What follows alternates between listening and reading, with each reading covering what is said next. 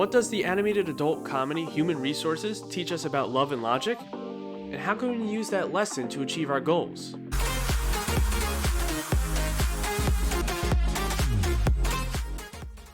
Welcome to Inner Warrior, where I help pop culture fans with tips and tools to unleash their inner warrior and achieve their goals.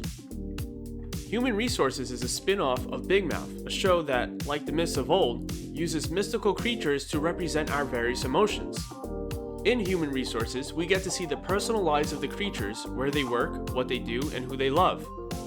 Interestingly, love is the main theme of this first season. Love of work, friends, family, and romantic partners. For today's lesson that we will apply to achieving our goals, we'll look at two particular love setups. There's Pete the Logic Rock and the Rochelle Love Bug, as well as Emmy the Love Bug and the Addiction Angel. Before we get into it, hit like, subscribe, and ring that notification bell to join your fellow Inner Warriors in getting free content to help you achieve your goals.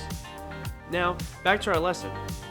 Pete the Logic Rock represents our analytical mind, our intellect. And who does he fall for? Rochelle the Love Bug. Love bugs in the Big Mouth world can also become ugly hate worms, as love and hate are two sides of the same emotional coin. So, in a broader sense, intellect has fallen in love with emotion. And there's something to say about that, as thoughts and feelings make up our behaviors. There's a term called TFAR that explains it a bit better. TFAR, or TFAR, stands for thoughts, feelings, actions, results. It's a cycle coined by Dr. Michelle May, founder of the Am I Hungry mindful eating training programs that help individuals stop mindless emotional eating habits and yo-yo dieting.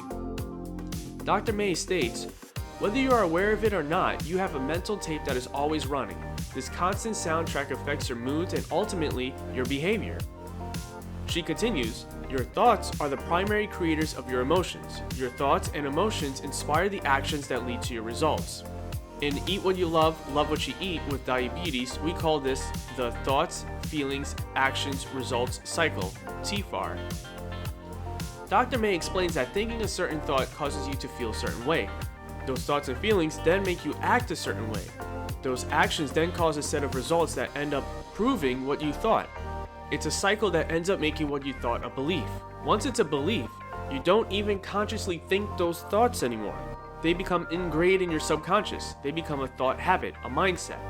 So, if you want to achieve your goal, you need to think the thoughts related to obtaining that goal.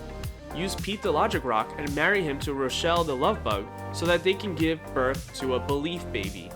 It's that belief baby that will cause you to take all the right actions and get you the result of obtaining your goal.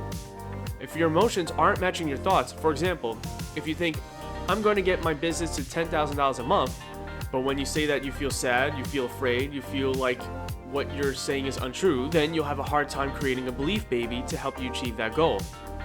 You have to look within and find the root cause of why your love bug won't marry your logic rock. Give them some relationship therapy to get them back together. On the other end of the emotion spectrum, we have Emmy the love bug in a toxic relationship with the addiction angel. Sometimes we get addicted to a certain feeling.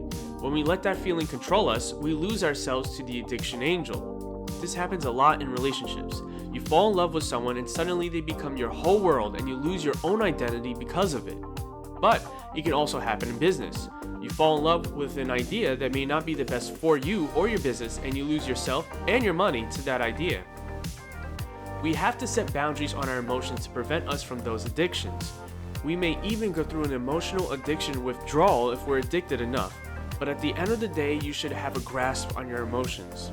So, remember to marry your logic with your emotions, your thoughts with your feelings, to create a belief baby and impress your subconscious mind to help you take the right actions to achieve the goals and results you want.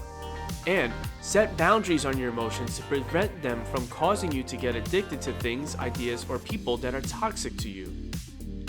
Have you seen Human Resources yet? What do you think of it? Let me know in the comments below.